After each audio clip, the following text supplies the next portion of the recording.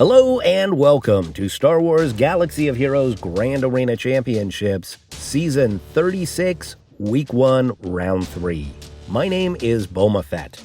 I'm currently 1-1 on the season, very disappointed in my last match that I lost. Thought I should have been able to win that one. This one, however, I don't really stand a chance. I am facing yet another nearly impossible matchup. Let's see who my opponent is. Revan60. Let's go to the Hotbot for a quick comparison. The Hotbot report shows more red on Revan's side than green on my side, but let's zoom in and take a closer look. Revan's GAC stats are pretty solid, 3,600 wins, almost 1,000 defends. The undersized are a bit low at 230, and clears are only 122, so that's a bit low considering the 3,600 offensive wins. Revan's overall GP is 1.1 million more than mine, 9.2 million to 8.1 million, and that includes over 200,000 more in the top 80. Our Zetas are exactly even at 201, but Revan has 5 more Omicrons applied. I have just a touch more speed at the top of my roster, both in the Gear 11 and above, and in the top 80. And that is reflected here in the mod analysis, where you can see I have more mods with high-speed secondaries at each of the levels. But it is not a huge advantage. Revan has a few more 6-stop mods, but that is also not a huge advantage. What is a huge advantage is the number of Gear 13 characters. Revan has nearly double my Gear 13s, 176 to 95. And that's reflected down here in the relic analysis, where it is also double, 914 total relic levels to 456. And of course, more relics means more opportunity for applying datacrons. Thankfully, Revan is not that into datacrons. They do have 3 level 9s compared to my 1, but only 2 at each of the other levels. Revan60 is the second person in as many weeks that I have faced who has all 7 Galactic Legends. The last week of the last season, I faced someone with all 7 as well. No surprises here in the key characters. Unlike some of my recent opponents, Revan60 does have Ben Solo reliced up, and that makes sense since they have Rey. Somewhat surprisingly, Revan60 does not have the Profundity, and his Executor is only 5 stars. And in the other new characters, he does have the Grand Inquisitor, his Adrad is ready for the Profundity at Relic 9, he's got Relic 6 on Boushh Leia, but he hasn't really worked on Sana Starros or Sortie yet, and no Dr. Aphra. So obviously, this is an absurd matchup. 7 Galactic Legends to 3, double the Relic characters, double the Relic levels. There is no reason that matchups like this need to happen. While I'm going to have to rely on some Gear 11 and Gear 12 characters, this guy is going to have nothing but relics on the field. So let's go back to the game and take a look at the board. In the top zone, I have set Sortie, Beskar Mando, the Boba Bomb Squad, Phasma First Order, and Mon Mothma.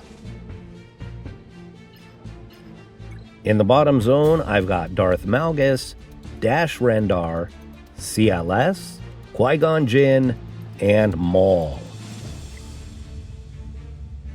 In the back, I've got garbage. I've got the Inquisitors, Sana Starros, Adrad, Fin Poe, and Savage Malik. The big change on my defense is that I pulled Traya and held her for offense. In Revan's top zone, we have Crew First Order, Mon Mothma, Maul Mandalorians, Lord Vader, and Darth Malgus. In the bottom zone, he has set Starkiller, Beskar Mando, Shock Clones, SLKR with his level 9 Datacron, and General Skywalker. I actually lost the voiceover track for this video. I've been having tons of problems with my 7-year-old laptop, so you're getting voiceover after the fact on this, and I'm actually going to run the video at like 1.5 speed, and that'll help us get through the video a little bit more quickly. I might slow it down for some matches, I might speed it up for other matches.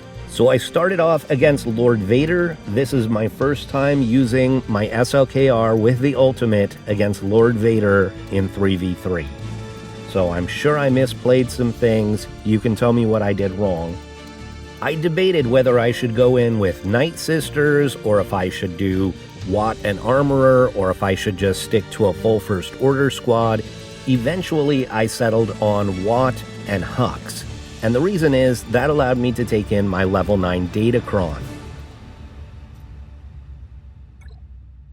So like I said, this was my first time doing this with an ultimate SLKR against a Lord Vader who doesn't have his Datacron. So I just kind of knew that I needed to do a lot of poking and swiping. And so that's what I tried to do, was poke and swipe. I put the tank tech on SLKR so that he would cleanse himself. I put the health tech onto Hux, but I figured that Hux was probably going to die, Walt was probably going to die. It was going to come down to SLKR soloing the other squad. I just needed to keep poking and swiping, build up my mastery, build up my offense, and so that's what I did. Hux was nice because he could swap turns with SLKR, but I did not expect either of them to live.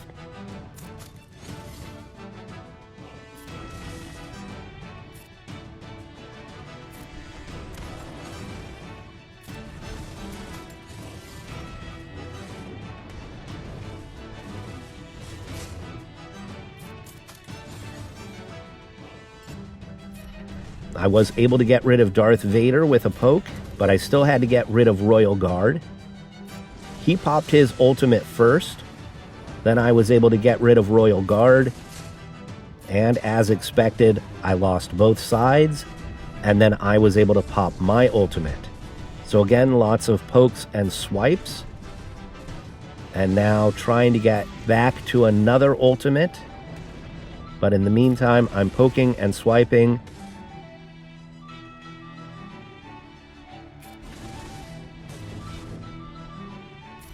And he got some dodges on my basic, which was very frustrating because the basic does a lot of damage, and we don't have that dodge Datacron anymore. So it was really frustrating to have that dodge come up again.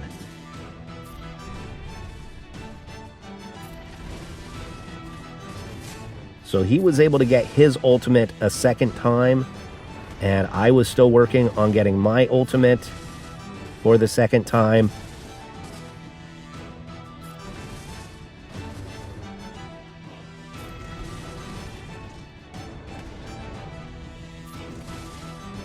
And I just killed him. So 60 banners there.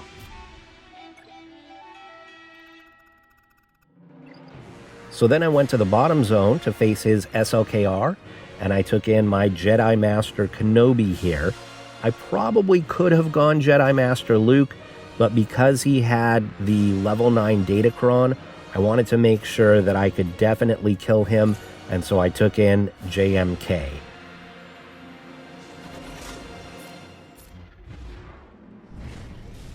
I used the insta-kill on the trooper and then went after Hux.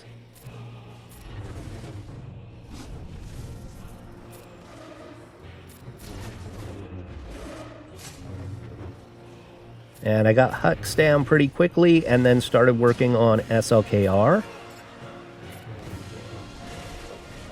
He popped the Savior on GK, and then I put the damage immunity on GK.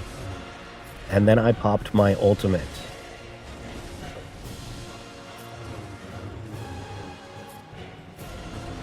So he was stuck just attacking GK. He almost got him down, and then I took him out.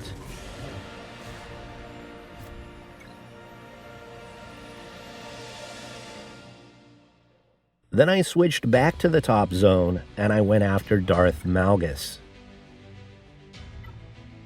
And for this one, I took in Starkiller.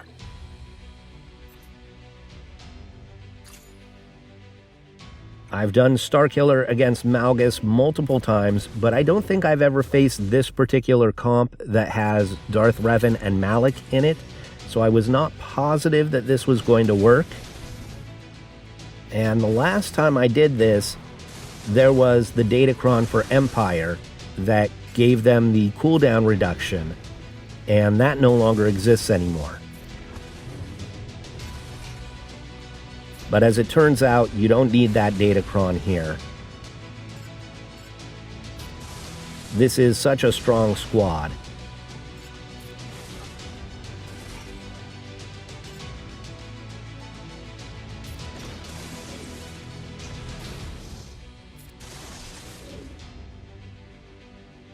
Pulling down the Star Destroyer took out their Malik, and then it was just a matter of getting Starkiller enough attacks to take out Malgus. The other two don't have enough offense by themselves, and they apply debuffs, which strengthens him. So you really need Starkiller to do a lot of the damage. He needs to do the work.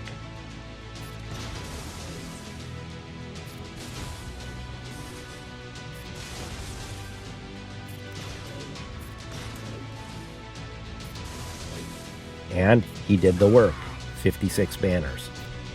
Then I switched back to the bottom zone. I know, I was bouncing back and forth. I was trying to go in order of which squads I thought were the toughest. So next up was his Starkiller. And for this, I took my Jedi Master Luke. Now, in following SWGOH.GG recommendations, I took in Jedi Revan and Grandmaster Yoda as the other two characters here. That was probably overkill, and it robbed me of having Revan as a leader for another Jedi squad. But as you can see, this works very well. I marked Palpatine. I like to get rid of him first because he's the one that calls Starkiller to assist. So every time he attacks, Starkiller assists and also attacks. Get rid of Palpatine, and you get rid of a ton of Starkiller's attacks. So that was the goal, is get rid of Palpatine, and then you can go after Mara or after Starkiller.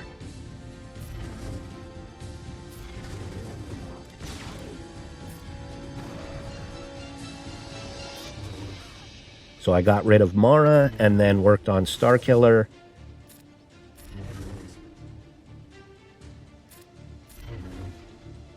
And very, very smooth 55. Next up was his General Skywalker squad, and from what I had left, the only thing that I thought would probably work was a mirror match. I took in Fives and Rex. He had Rex and ARC Trooper. Now my hope was that even though he had the higher relic Skywalker, I had the better comp, and I hoped that that would make up for my lower relic levels.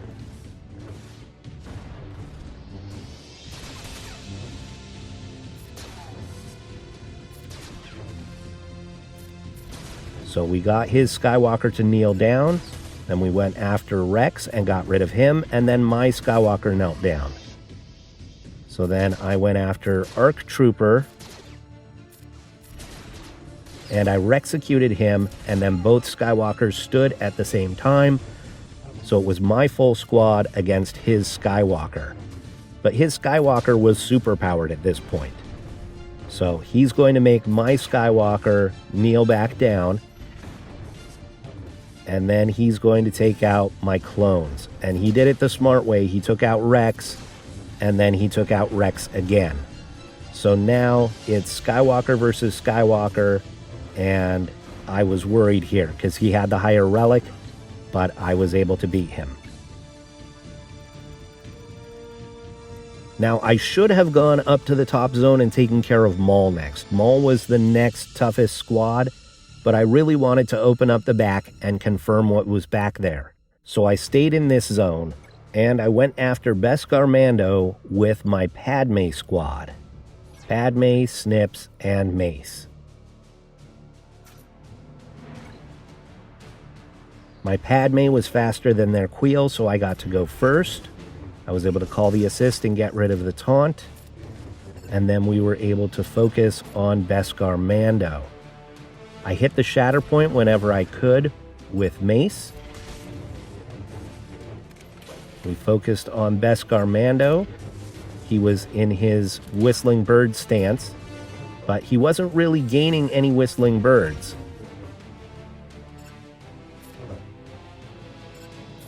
So we got him down before he was able to release his whistling birds, and then I went after Queel.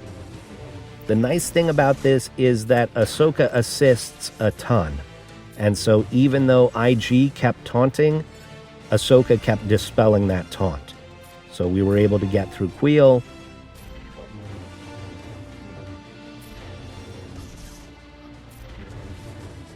And then through IG for 55. Next was Shock with 5s and Echo. I kind of overkilled this, and I took in my Jedi Knight Luke. I kind of regret doing this. This is a squad I could have used somewhere else to greater effect. My Hermit Yoda was faster than his Shock T, and so I called the assist and got my Luke a turn. That slows their squad down. We went straight after Shock T and got rid of her. Then we went after 5s. And Luke, of course, does extra damage against tanks with his basic.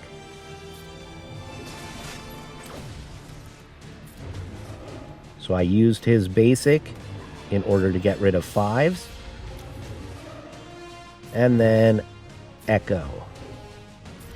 So like I said, a bit overkill, and I wish I had had this squad later. 56. Now let's see what was in the back. It was exactly what I was expecting. We had Dash Rendar, Iden Versio, Karth, Finn, and Phasma. So against Dash, I took my Sith Triumvirate.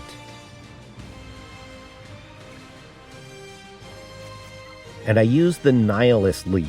Now, why did I do that? Well, with Treya's Omicron, when they fall below 100% health, all of their cooldowns are reset. The Nihilist lead converts all protection to health.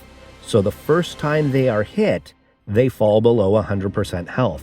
So right away, now all of them have their cooldowns reset. So as long as Nihilist can live, he will get his Annihilate. So I put the Isolate on L3, I annihilated Dash, and then went after Vandor.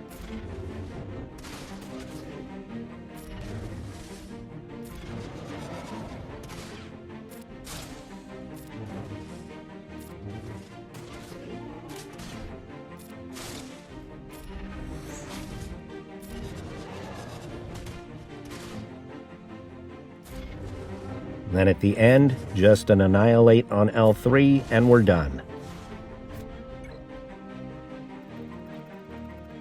Then I shifted back to the front zone to take on Maul. And here's where I wish I had that Jedi Knight Luke squad. Instead, I went with my Imperial Troopers. The problem is, my Troopers are a little bit under-geared.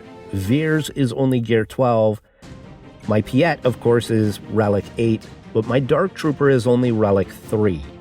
So while yes, Dark Trooper hits hard, my Dark Trooper does not hit as hard as most people's Dark Troopers. So the goal is to try and get rid of Jango as quickly as possible. I gave the buff to Dark Trooper. I called the mass assist against Jango, but I didn't quite get him down. And then the taunt shifted to Bo-Katan.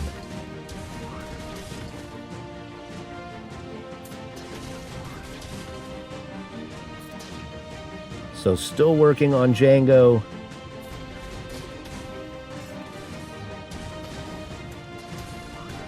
And then Maul goes off. And so I forfeited that one. And I really had no idea what I was going to use there. So I decided to shift to Mothma and take in my Iden squad. Those of you who watch me a lot know that I do this all the time. I am working on getting some relics on this squad so that it's a little bit less sketchy, because this is a timeout risk, and it's also a risk if Kyle Katarn one-shots any of your characters.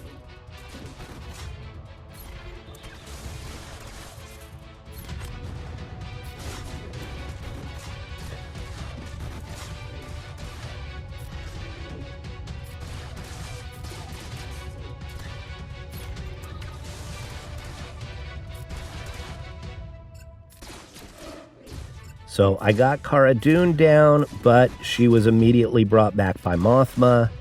So then I had to work on her again. Ideally, you want to take Cara Dune out with the Terminate from the Death Trooper so that she can't be brought back.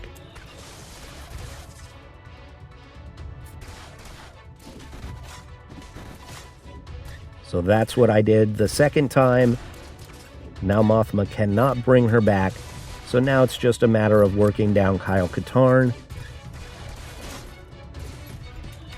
And Kyle Katarn one-shot my Death Trooper right after Death Trooper put the death mark on him. But luckily, that was enough to get him down, and it worked. So now against Maul, I took in Darth Vader with Red Trooper and Thrawn. I was hoping that I would be able to fracture Maul with Thrawn. But unfortunately, with that taunt that gets passed around, I wasn't able to do that. I tried to cull him early. That didn't really work. And now I'm stuck having to fracture Jango Fett because of the taunt. Then Maul goes off, and my squad is down before I could back out. So now their turn meter loaded. So then I decided to take out the Kylo Ren Unmasked squad with my Bad Batch. I know Bad Batch can sometimes kill Maul, but with them turn meter loaded and with my Bad Batch under geared, I decided that wasn't really going to work. So I took Bad Batch here against Kylo Ren Unmasked. This is such a good counter here. Obviously, it's a better counter in 5v5 where you've got Wrecker, because he gives defense up to everybody, the whole squad. And in this case, the only one that gives the defense up is Echo on his basic. And so that means you're not doing true damage most of the time. However, you do still have the big stun. You do still have great banner recovery. You can rip away their buffs. And so it's not quite as clean as in 5v5, but it does still work.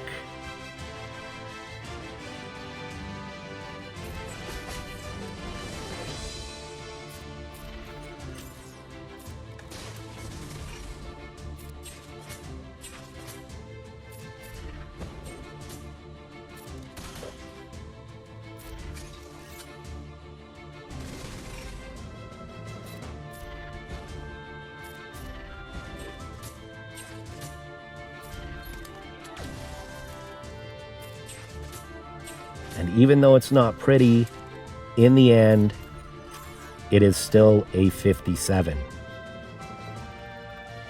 I decided to shift to the back zone. And against Karth, I wanted to take in my Kylo Ren, and then I realized I had put Kylo Ren on defense. So instead, I used my other First Order, Kylo Ren Unmasked with Executioner and Officer.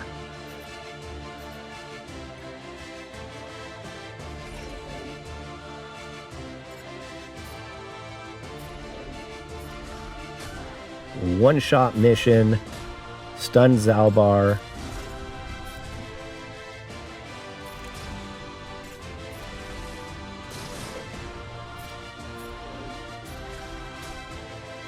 Took out Karth, and then took out Zalbar. So 57 banners there. Next I went Iden, and I used my Wampa here. And I gave Wampa a Datacron that gives protection up every time he applies damage over time. This is a little bit unusual Iden comp with Shore Trooper and Range Trooper, but I don't think it really matters. Wampa ramps up and takes them out eventually.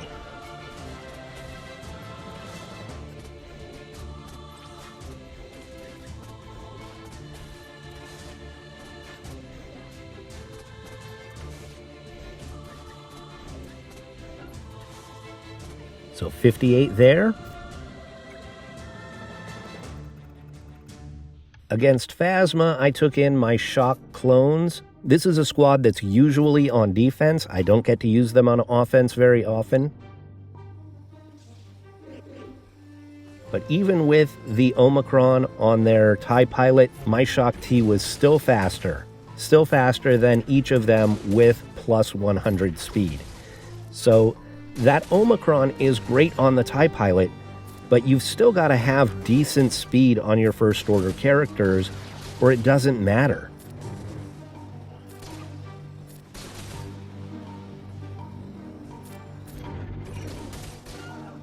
So 55 banners there. So I decided to go back to the front to try and take out that Maul squad. So I took in Wedge, Han, and Chewie.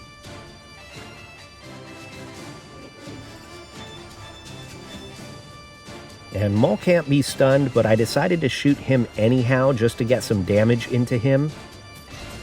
And then they start bouncing that taunt around. And it's really frustrating. That taunt going all over the place.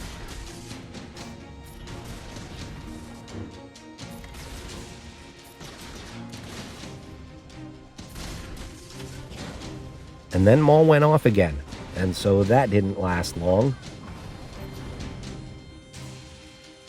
Next I tried Grievous, and I took in B1 and B2 here. My thinking was that the B2 might be able to get the buff immunity on the other two, and then I could maybe focus down on Maul if the other two were not taunting. But Maul immediately got to do his 5 shots, and that failed very quickly.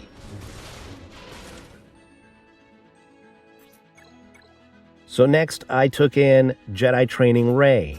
My thinking here was that she might be able to do her mind tricks, and again we'd be able to focus down on either Maul or somebody else.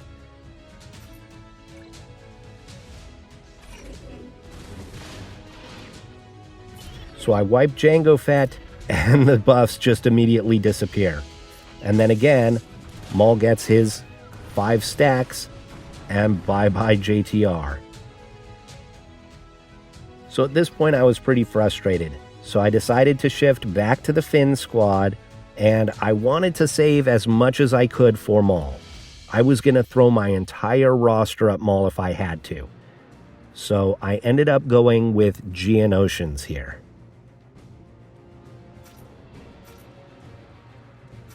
It's been a while since I played with the Geonosians as well. I decided to go after Stick Rey because she hit so hard, and she proved it there. She took out the Brute in 1 shot. Then I was stuck behind a taunt. I brought the Brute back with the Alpha. And then he gets 1 shot again by Stick Rey. So I really needed to get to Stick Rey and get rid of her. So I was able to get rid of the taunts, and then switched focus back to Stick Rey. I brought the Brute back once again.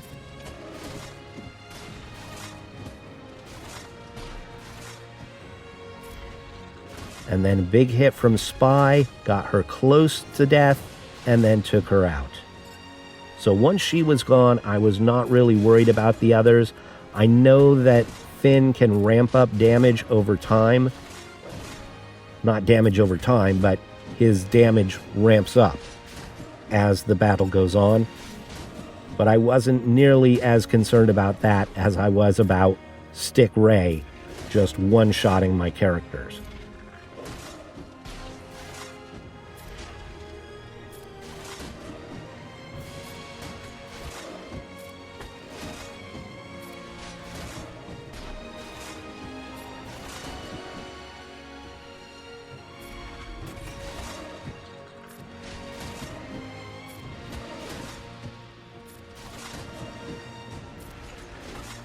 So 57 banners there. Now back to Maul. What did I have left?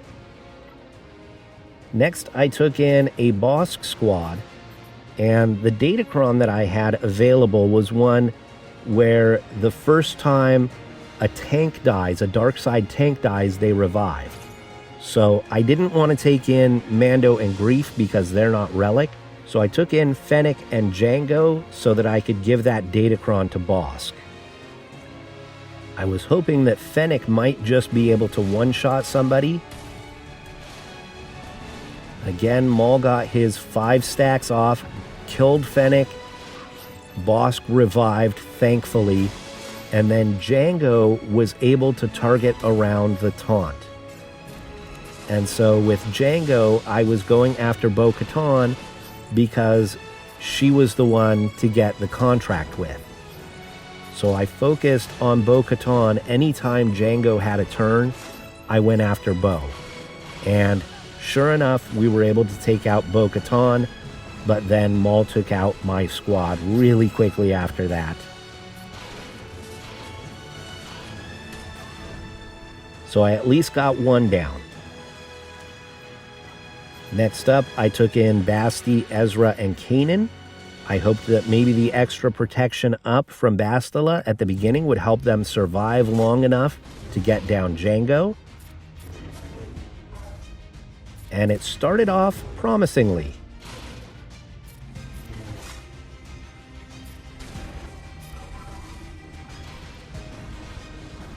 But then Maul was able to take out Kanan.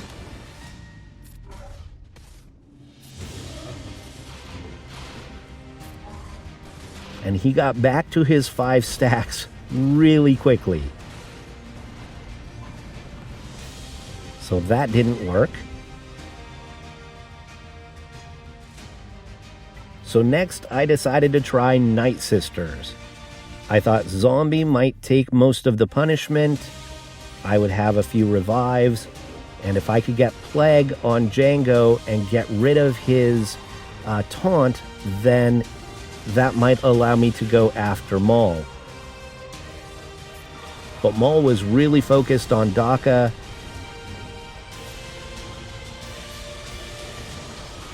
And this didn't work either. So in desperation mode now, I took in Lando with Nest and Leia. Nest would counterattack, and Nest was going to build up the protection, the bonus protection. And so Nest was able to survive Maul going with those 5 stacks over and over and over again. Then I just needed Nest to counterattack enough times on Jango Fett to take Jango Fett out. And Leia helped, shooting from the stealth.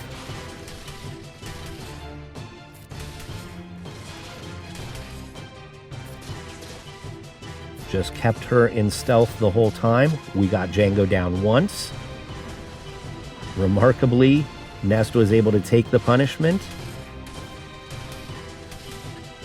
I have a very slow Nest, so she doesn't take a turn very often, and that's actually really helpful in situations like this.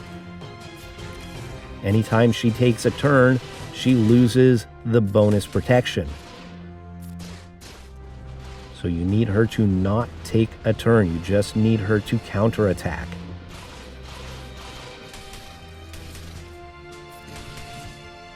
So we got rid of Django. And I was hopeful that Nest would take out Maul, but Maul took out Nest. So what did I have left that might be able to defeat Maul? I tried the bounty hunters that I have left. This was a long shot because how were we ever going to get contract here?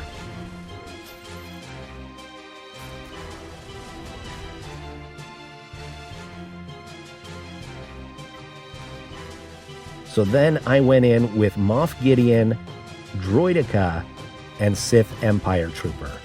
My thought process here was Sith Empire Trooper would pre-taunt Moff Gideon, might then be able to push back turn meter. Droideka could roll up and go into damage immunity. And then maybe Droideka would be able to get a big hit and just one-shot Maul.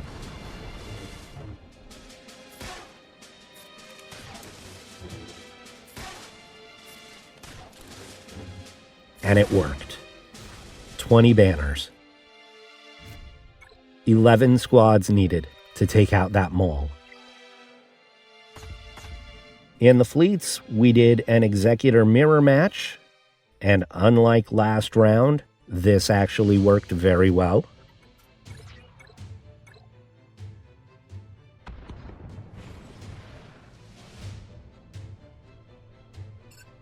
I put the Foresight on the Razor Crest.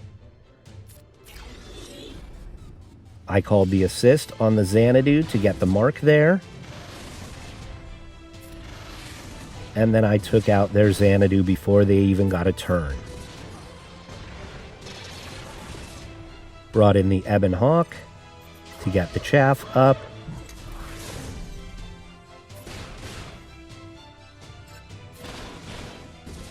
Now we're just kind of biding time until we can get our contract.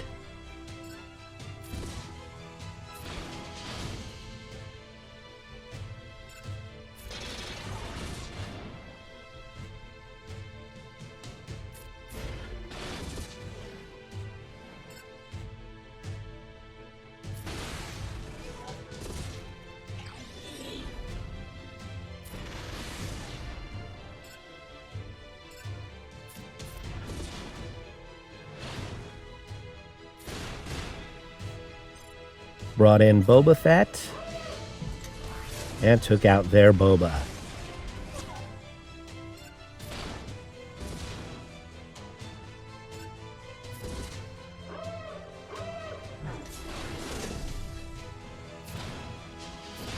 Got my contract, blew up their Executor, and that's all she wrote. Just took a little while to work down the others, and 72 banners there. So all you people who gave me advice last round, I do know what I'm doing there. That usually works. Against the Finalizer, I took the Malevolence. The Malevolence is never great banners, but it usually is a pretty easy win here. Now, I don't like the fact that they put the Hunted on my Hyena. That's never a good thing. But I was able to get their Kylo Ren unmasked down pretty quickly. Once he's out, this fleet doesn't really have any teeth. They really need one more attacker. The TIE fighters just aren't good enough.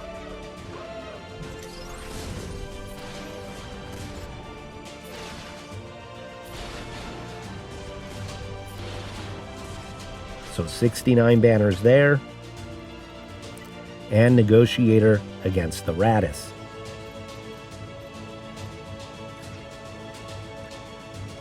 This was a very good Raddus squad because he has Rey, and they went straight after Anakin, which is frustrating. But I went straight after their Falcon.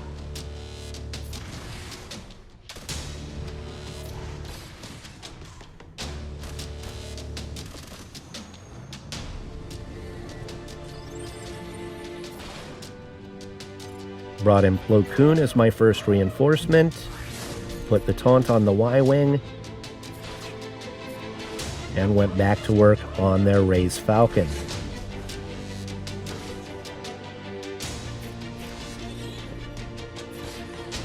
Once Rey's Falcon is gone, this squad actually does have other good attackers. Both of the X-Wings hit decently hard. But it's kind of missing a support. The First Order has a good support. They have Kylo's shuttle.